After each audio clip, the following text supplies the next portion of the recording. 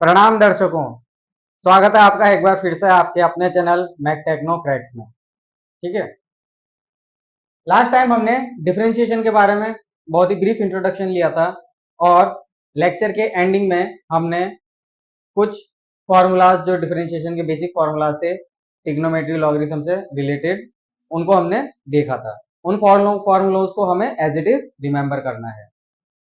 तो आज हम पढ़ेंगे प्रॉपर्टीज ऑफ डिफरेंशिएशन।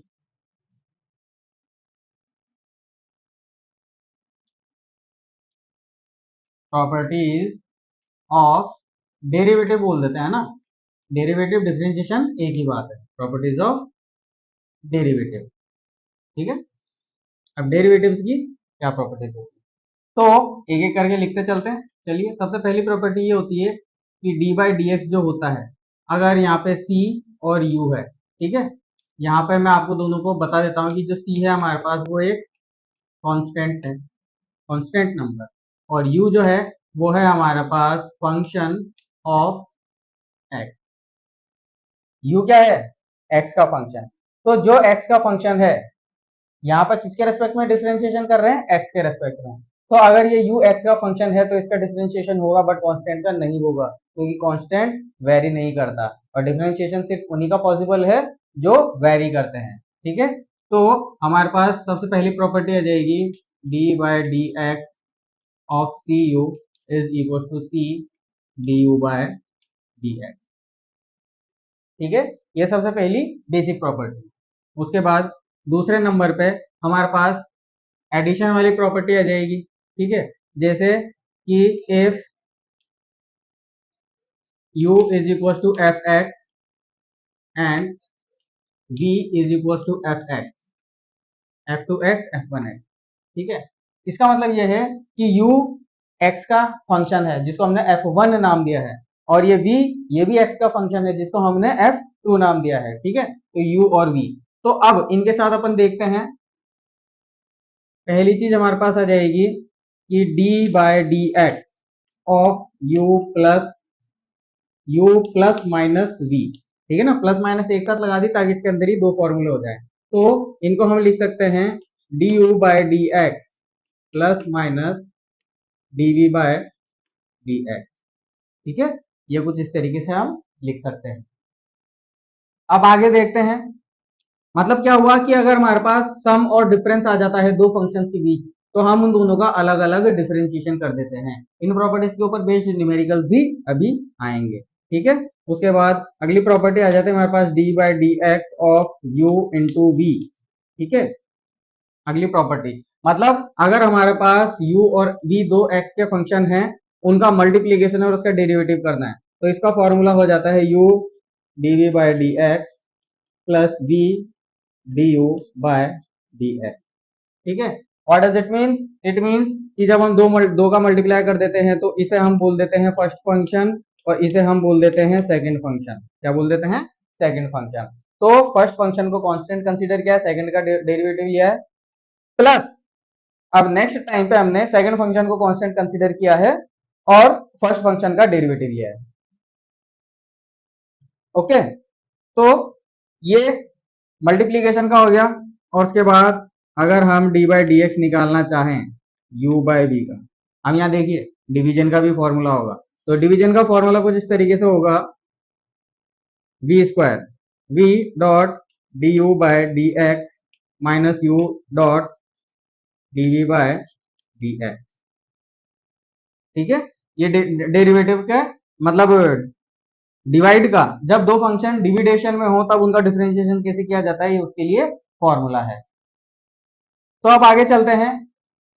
तीसरी चीज हम देखते हैं चेन रूल। क्या देखते हैं? Chain rule. अब चेन रूल क्या होता है देखिए, चेन रूल ये होता है कि अगर हमें निकालना है dv बाय डी एक्स, अगर हमें निकालना है dy बाय डी एक्स, लेकिन हमारे पास अवेलेबल है dy by dv multiplied by dv by du multiplied by du by dx। ठीक है, तो देखिए डीवी से डीवी कैंसिल, फिर इस डी यू से डी यू कैंसिल, क्या बचा D Y by D X, तो जो D Y by D X के इक्वल है। ठीक है ना, ध्यान से देखिए, ये कैंसिल हो जाएगा, ये कैंसिल हो जाएगा, ये कैंसिल हो जाएगा, ये कैंसिल हो जाएगा, क्योंकि मैंने मल्टीप्लाई कर रखे हैं, और फाइनली हमारे पास क्या जाएगा D Y by D X. ठीक है, तो हमने क्या करा, हमने डेरिवेटिव को इस चेन की तरह एक्सपांड कर दिया, हमने इसके 3 चेन बना दिए, 1 2 एंड 3, जहां पर u और v क्या है, u और v वही है x के फंक्शंस। चलिए अब इन प्रॉपर्टीज के ऊपर अब हम कुछ क्वेश्चंस ले लेते हैं। ठीक है, तो क्वेश्चन स्टार्ट करते हैं। Find D by D X of 10x।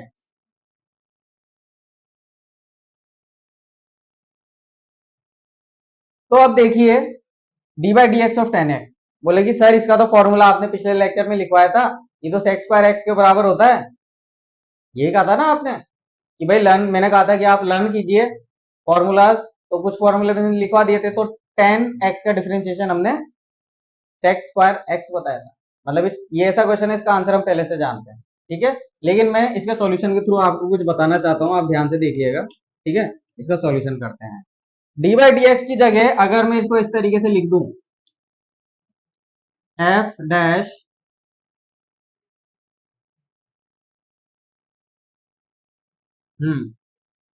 F dash 10, sorry D by D X ही रहने दो,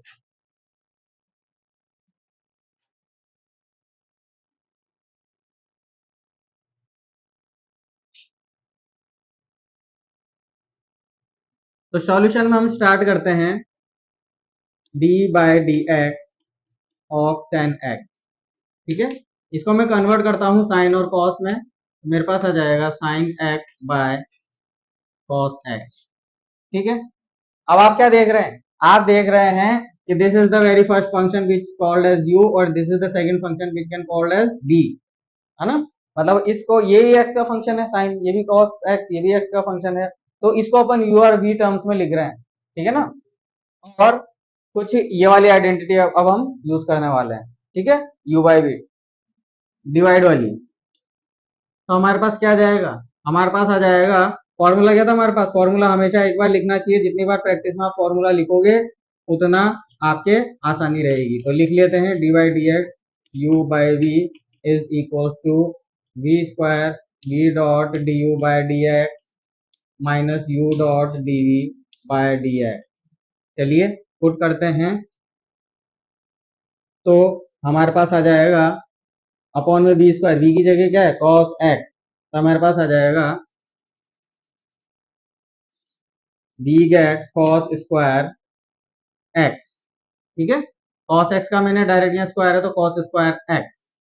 अब v है अपने पास cos X dot D by D X of sine X, यही था फर्स्ट फंक्शन। उसके बाद माइनस u क्या अपने पास sine X, then sine X D by D X of cos X. Okay, अब यहाँ पे हमें फॉर्मूले जो हमने याद किए थे वो इनका यूज होगा। तो cos x, sin x का डिफरेंशिएशन क्या होता है cos x, तो cos स्क्वायर x हो जाएगा, ये cos x ये रहा, sin x का डिफरेंशिएशन होकर अपने पास आ जाएगा cos x into cos x cos square x minus sin x, ऐसा कैसा है, cos x का डिफरेंशिएशन होता है minus sine x, cos x का डिफरेंशिएशन माइनस साइन x, तो माइनस इस माइनस से जाके प्लस हो जाएगा, और यहाँ पे हमारे पास आ जाएगा sin x into sine x, sine x into sine x sine square X. ठीक है, ये न्यूमरेटर कैसा है आपको पता चल गया, और नीचे हमारे पास आ जाएगा कॉस स्क्वायर एक्स। तो sign square theta plus cos square theta 1 होता है, ऐसा कि हम जानते हैं। ठीक है ना, मतलब इसको अपन लिख सकते हैं 1 अपॉन कॉस स्क्वायर एक्स। और ऐसा हमने क्यों कहा, ऐसा हमने इसलिए किया क्योंकि sine square theta plus cos square theta equal to 1 होता है, ये अपनी फर्स्ट आइडेंटिटी थी ट्रिग्नोमेट्री में जो हमने डिराइव करी थी, आपको समझाई थी। ठीक है, तो इसको मैं लिख सकता हूँ, इसको मैं लिख सकता हूँ 1 बाय cos x का होल स्क्वायर, तो ये हो जाएगा हमारे पास sec x का स्क्वायर, तो ये हमारे पास फाइनल वैल्यू आएगी sec स्क्वायर x। मतलब हमने ये फॉर्मूला मतलब इस थ्योरम की मदद से भी हमने 10x का डिफरेंशिएशन निकाल लिया, है ना। फॉर्मूले में आपको याद था, लेकिन फिर भी आपने 10x का डिफरेंशिएशन इस आइडेंटिटी की मदद से निकाला है।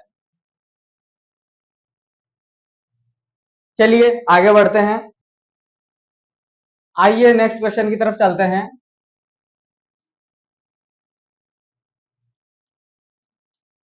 फाइंड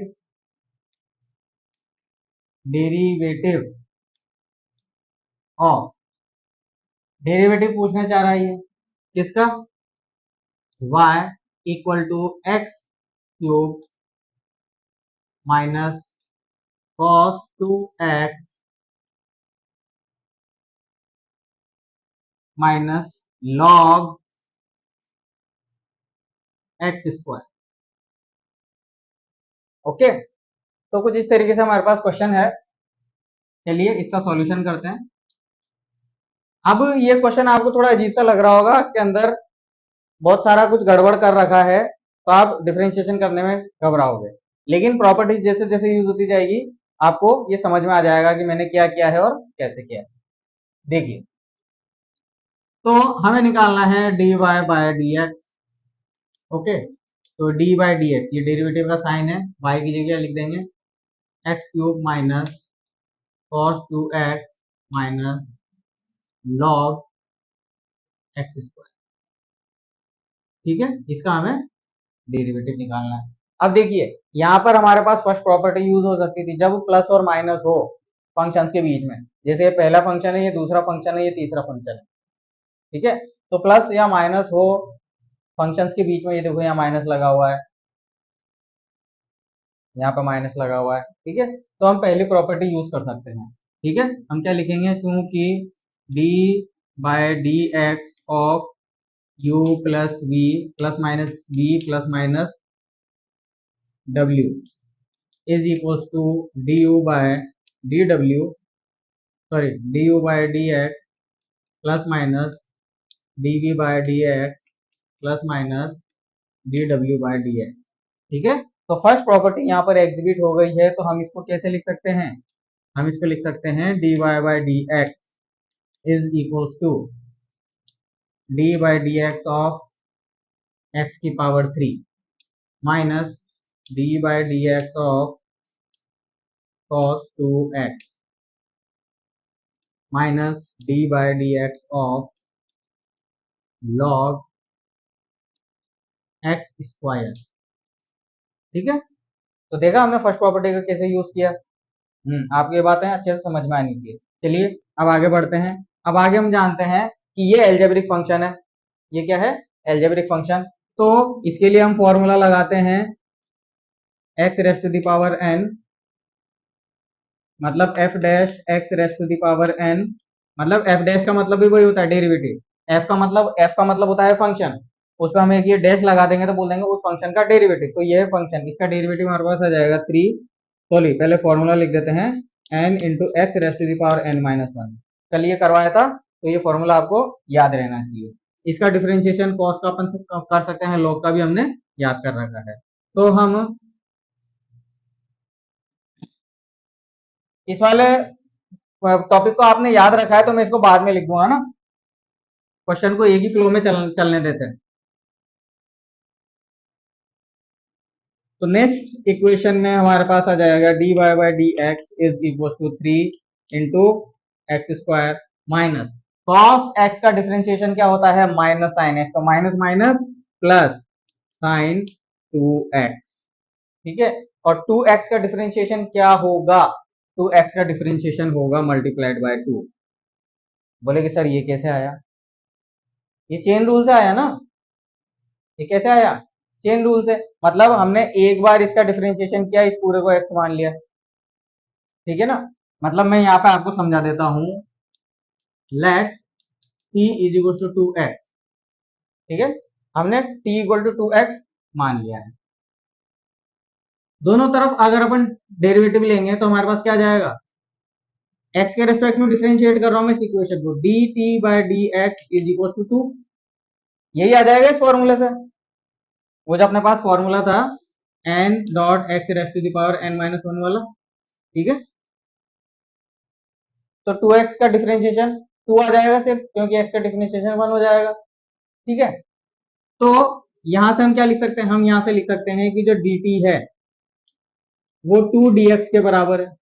यहां तक आया आपको बात समझ में? अब हमें क्या निकालना है, हमें निकालना है dy बाई डी एक्स। तो dy बाई डी एक्स को मैं क्या लिख सकता हूँ, dy by dt into dt by dx लिख सकता हूँ कुछ इस तरीके से। ठीक है ना, जो मैंने अभी यहाँ फॉर्मूला लिखा था मैं लिख ही देता हूँ उस फॉर्मूले को। ठीक है, कंफ्यूजन इतना सा भी नहीं होना चाहिए। फॉर्मूला है हमारे पास d by D X of x की power n is equal to n dot x की पावर n माइनस 1। ये फॉर्मूला है हमारे पास। तो इस फॉर्मूले से हमारे पास ये t को डिफरेंशिएशन क्या है x के रेस्पेक्ट में, तो यहाँ पे इसका डिफरेंशिएशन करेंगे x के रेस्पेक्ट में 2x का, तो हमारे पास आ जाएगा 2।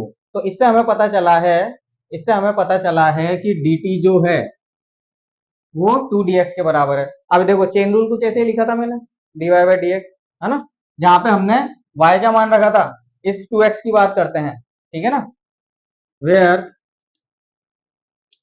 y is equal to sine 2x। ठीक है, साइन 2x हमारा फंक्शन क्या है, मैं अभी पर्टिकुलर इस फंक्शन की बात कर रहा हूँ। इस न्यूमेरिकल के आंसर को तो मैंने यहीं रोक दिया है ना, इसका डिफरेंशिएशन ये हुआ, तो अब मैं पर्टिकुलर इसकी बात कर रहा हूँ कि इसको मैंने कैसे सॉल्व किया है। तो y हमने माना साइन dx, है ना, तो d by D X of sine 2x is equal to dy by dt। इसको t के रेस्पेक्ट में डिफरेंशिएट करेंगे पता चलेगा क्या, नहीं, लेकिन हमें dt बाई dx पता है, dt बाई dx कितना है 2। ठीक है, तो dt बाई dx की जगह मैं लिख दूंगा 2, तो dy by dt multiplied by 2। ये क्या हो गया, 2 से मल्टीप्लाई हो गया।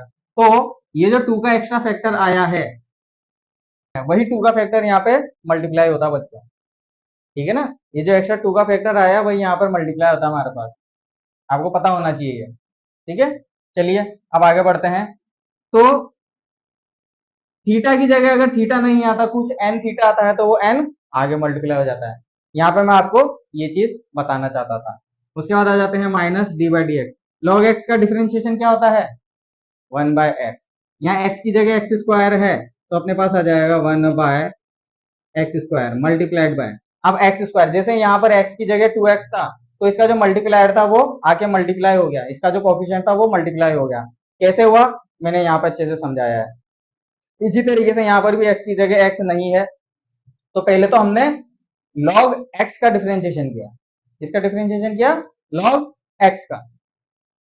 ठीक है, इसको थोड़ा और डिटेल में, आपको समझ में नहीं आ रहा तो एक बार इसको थोड़ा और मैं y के डिटेल में भी लिख देता हूं, जैसे where y is equal to sine 2x, तो d by D X of sine 2x is equal to, ये 2 था अपने पास, multiply D Y by D T.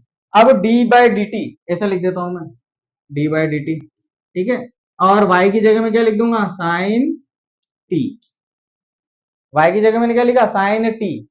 क्यों, क्योंकि 2x को हमने t माना है, तो यहाँ 2x की जगह में t लिख दूंगा, तो y equal to sine t हो जाएगा। क्लियर है, तो देखिए ये आ जाएगा d by D X of sine 2x equal to sine T का डिफरेंशिएशन, देखो नीचे भी टी है और फंक्शन में भी टी है, तो डिफरेंशिएट होगा, वही फॉर्मूला अप्लाई होगा।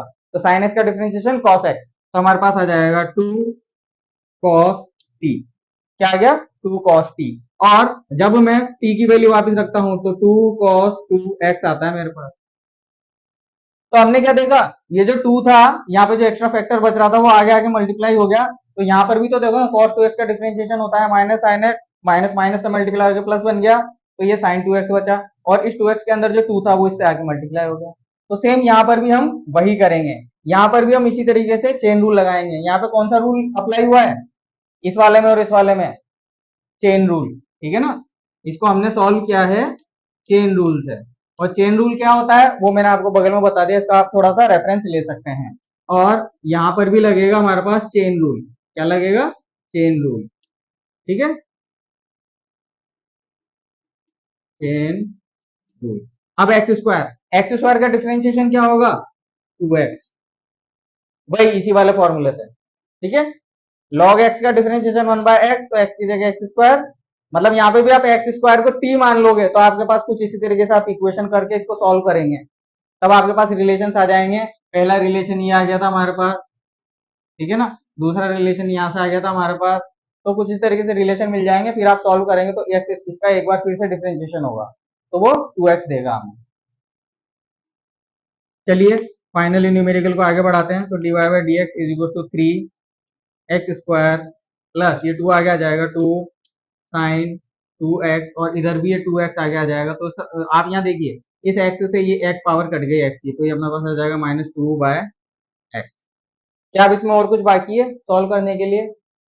बोले कि नहीं सर, तो बस यही हमारा आंसर है, हमारा यही आंसर है, ठीक है। तो इस क्वेश्चन की मदद से मैंने आपको कुछ आइडेंटिटीज, चेन रूल वगैरह यूज करने सीखा है ना। और ये चेन रूल आपके बहुत ही ज्यादा इंपॉर्टेंट होएगा, आप ध्यान से इसको अच्छे से देख लीजिएगा, मतलब इसके ऊपर प्रैक्टिस करना बहुत ही जरूरी है। फिजिक्स या न्यूमेरिकल्स में ये कब हर बार यूज में आता है। चलिए अगला क्वेश्चन लेते हैं।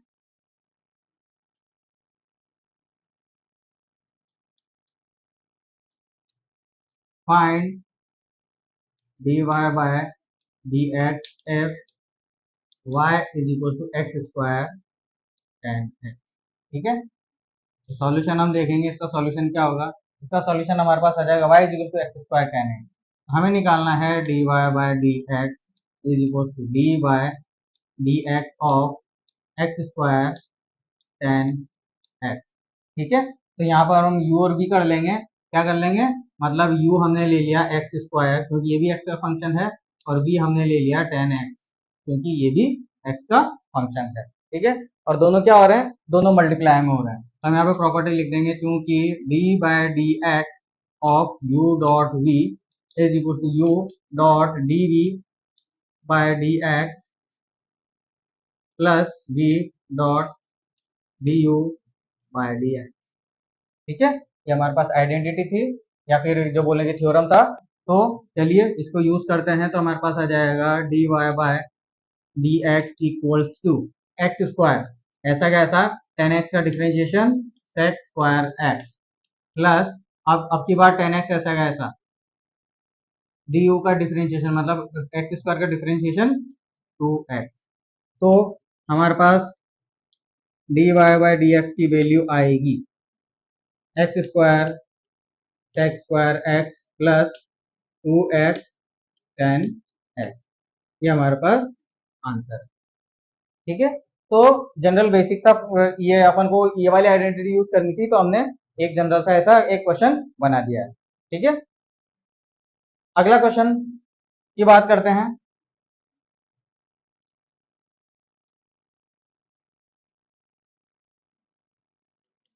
कि position of particle is varies according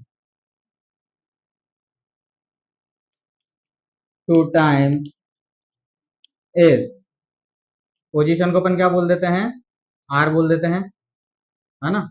are equal to 3t³ minus 4t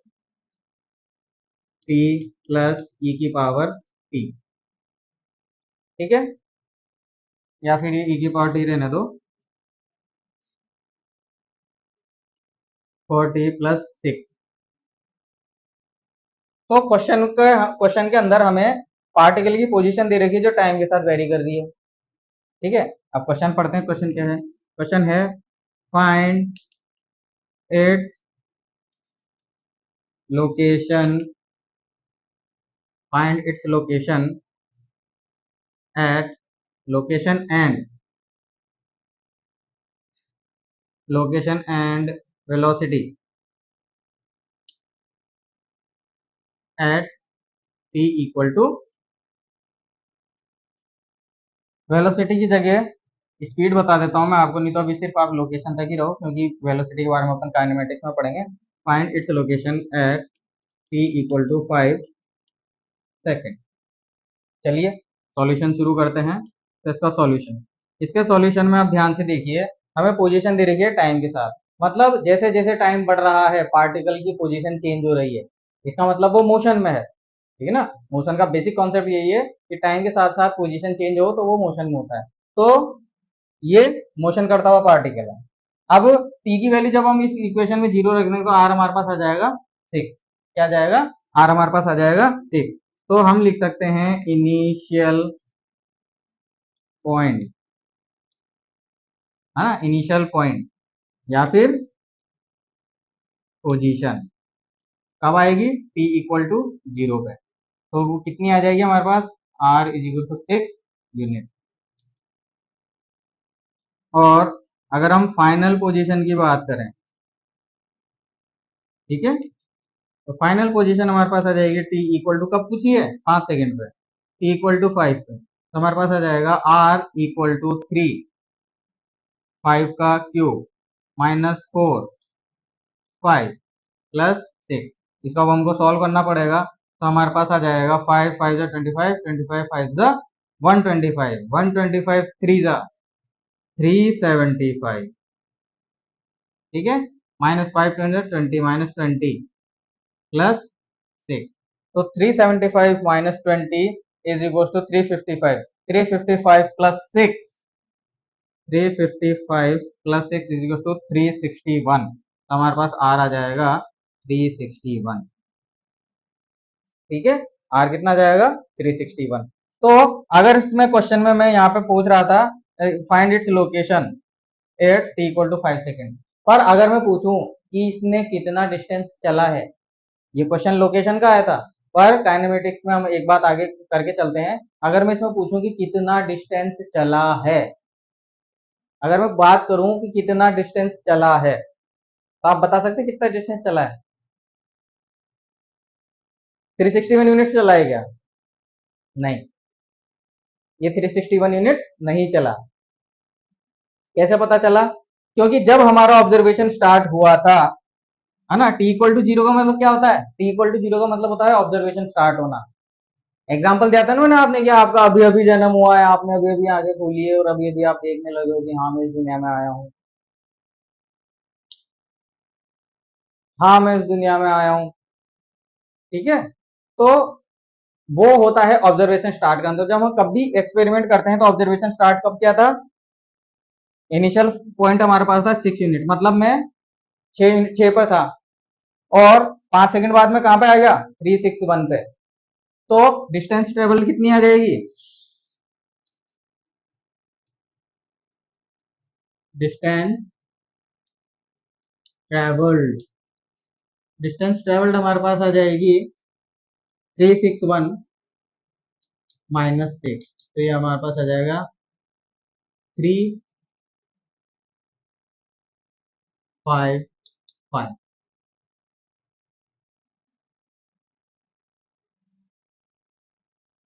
ठीक है, यूनिट या मीटर जो भी आप बोलो, ये इतना डिस्टेंस चला गया है। इस क्वेश्चन में जो भी पार्टिकल मूव कर रहा है उसने इतना डिस्टेंस चला गया। चलिए एक और क्वेश्चन अब आगे कर लेते हैं।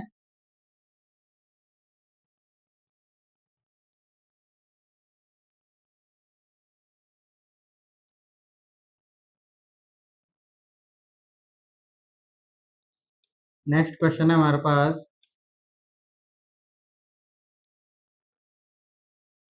आई blow a balloon,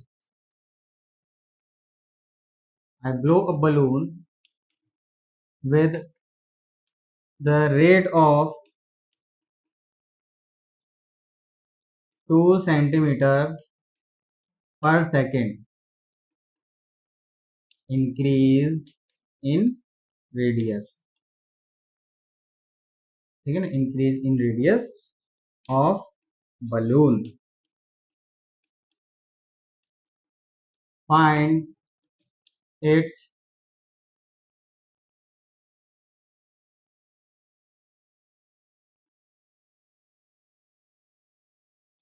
rate of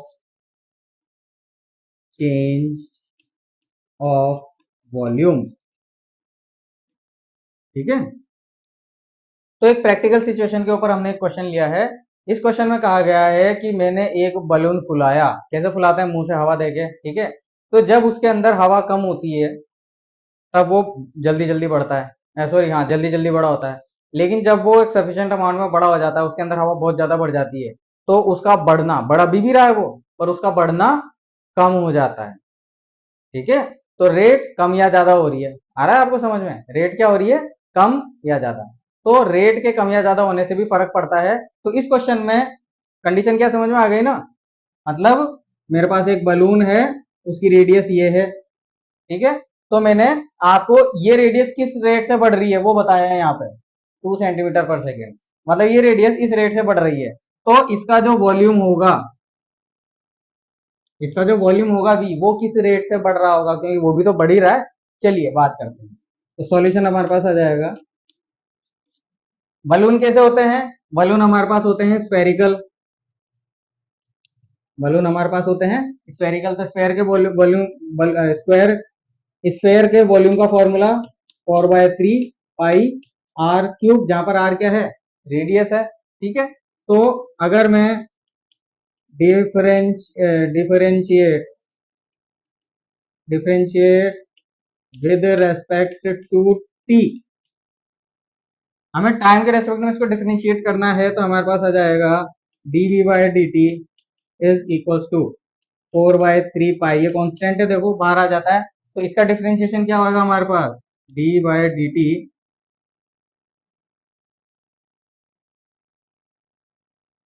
of r cube. तो इसको हम लिख देते हैं 4, डिफरेंशिएशन ही कर देते हैं ना। देखिए स्टूडेंट्स, अब कंटिन्यूअसली चेन रूल का यूज होता जाएगा, तो आप कंफ्यूज मत होइएगा। जहां पर भी आपको कंफ्यूजन हो, आप एक बार चेन रूल यूज कर लीजिएगा। ठीक है ना। यहाँ पे मैं डायरेक्ट कर रहा हूँ। तो आर क्यूब का डिफरेंशिएशन करेंगे पहले, तो हमारे पास आ जाएगा 3r²। लेकिन आर टी का फंक्शन है क्या? क्योंकि यहाँ पे अपॉन में टी है। किसके रेस्पेक्ट में डिफरेंशिएशन करें? टी के रेस्पेक्ट में। तो आर टी का फंक्शन है क्या? है तो सही। यहाँ पे अपन को दे रखा है, तो हमें dr/dt भी लिखना पड़ेगा। ठीक है ना। मतलब ये पूरी की पूरी चीज क्या है? ये पूरी की पूरी चीज है मेरे पास dv/dr। मैंने r के रेस्पेक्ट में डिफरेंशिएट किया तो ये मिला, फिर मल्टीप्लाइड बाय dr/dt, ये यहाँ पे लिखा हुआ है। कट गया दोनों से, dv/dt आ गया। Chain rule.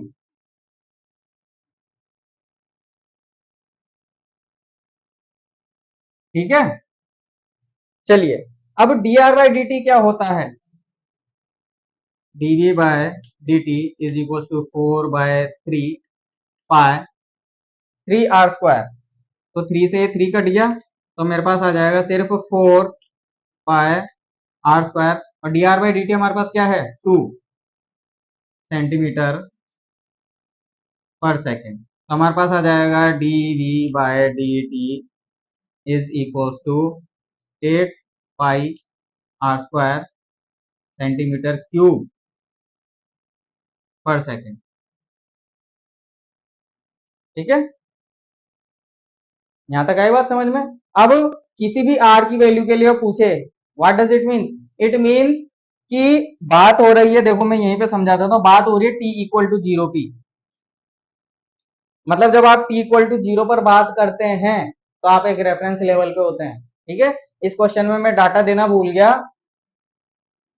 Volume at R equal to 5 centimetre. ठीक है। जैसा कि मैंने बताया था कि गुब्बारा शुरू शुरू में जल्दी जल्दी फैलता हुआ दिखता है, लेकिन जब उसमें बहुत सारी हवा बढ़ जाती है तो उसका फैलना धीरे हो जाता है, उसकी बढ़ने की रेट कम हो जाती है। Do you get my point? समझ पा रहे हैं ना?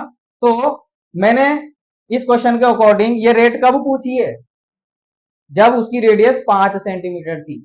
मतलब जब मेरा ऑब्जर्वेशन मैंने स्टार्ट किया था टी इक्वल टू 0 पे, तब उसकी रेडियस 5 सेंटीमीटर थी, और इतना उसके रेडियस के बढ़ने का रेट था। तो उसी इंस्टेंट पर, उसी समय पर मेरे को डी/dt पता चाहिए था।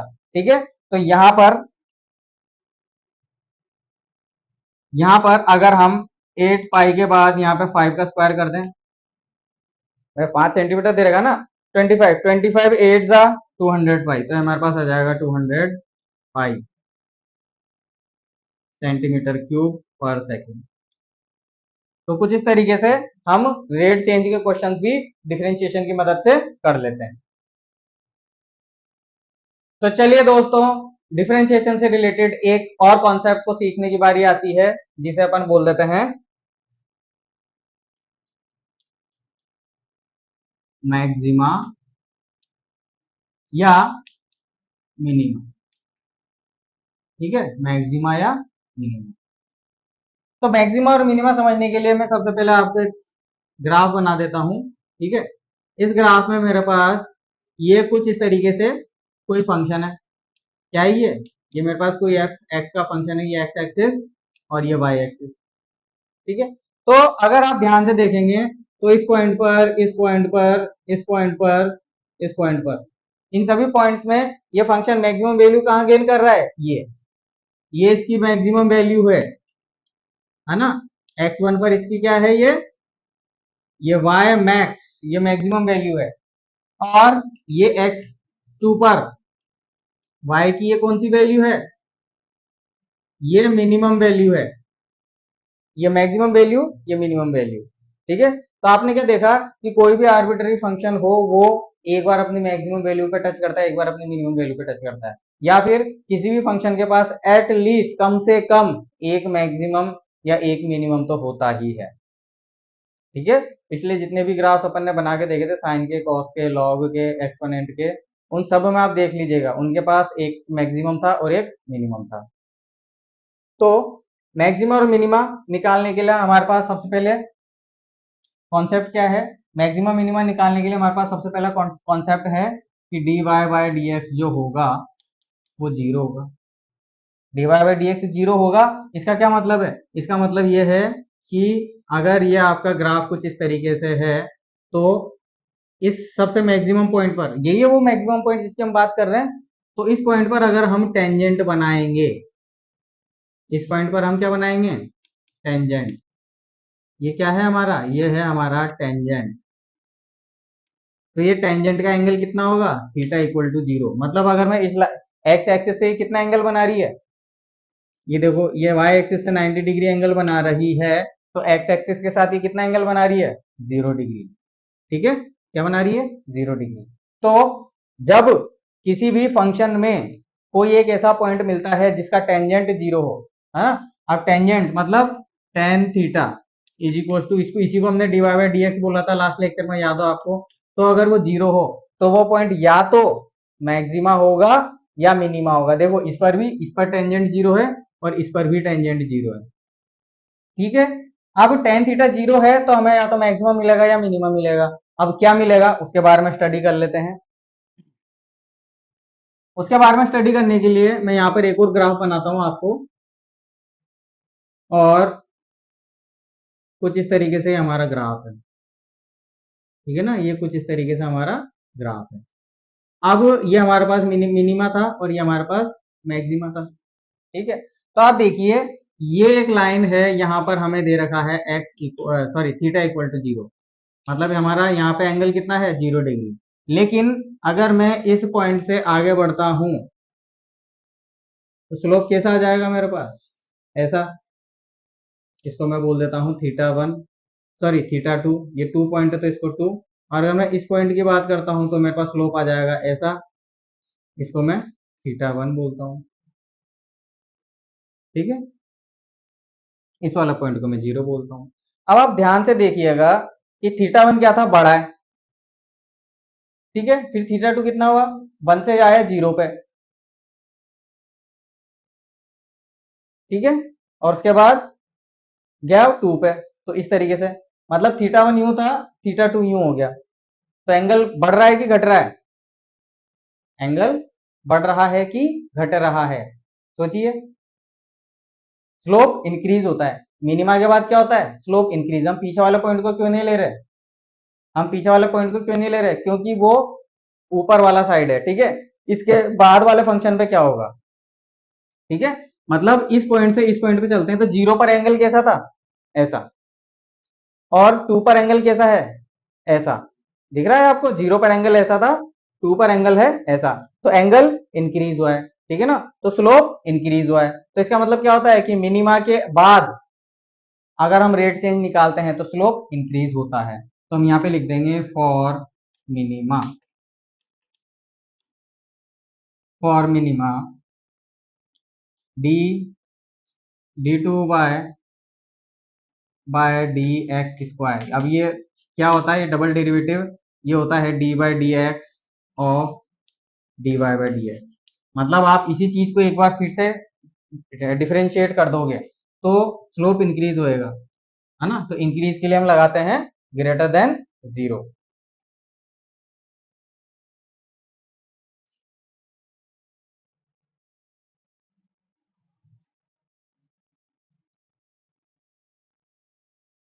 और इसी तरीके से फॉर मैक्सिमा, इसी तरीके से अगर हम मैक्सिमा के लिए बात करें तो मैक्सिमा के लिए हमारे पास D two Y by D X square जो कि D by D X of D Y by D X के बराबर होता है, वो लेस देन 0 आएगा।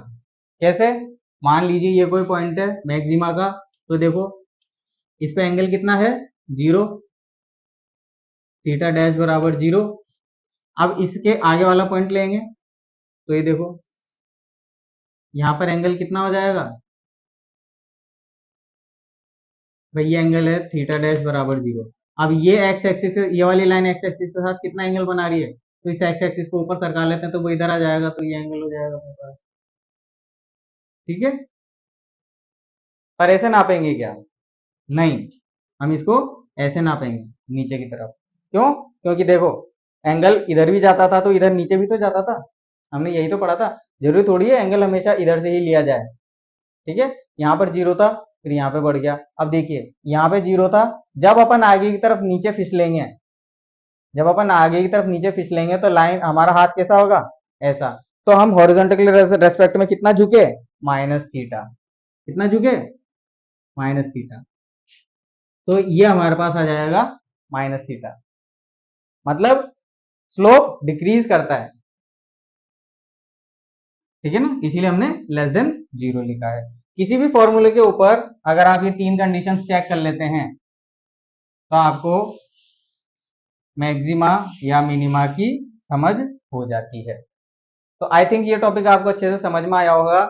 इस ग्राफ के अकॉर्डिंग मैंने आपको पहले तो बताया, जब आपके स्लोप 0 होता है तो मैक्सिमा या मिनिमा होता है। उसके बाद आपको ये 2 कंडीशंस लगानी है। अगर स्लोप इंक्रीज कर रहा है ना, मतलब आपका ग्राफ ऊपर की तरफ जा रहा है,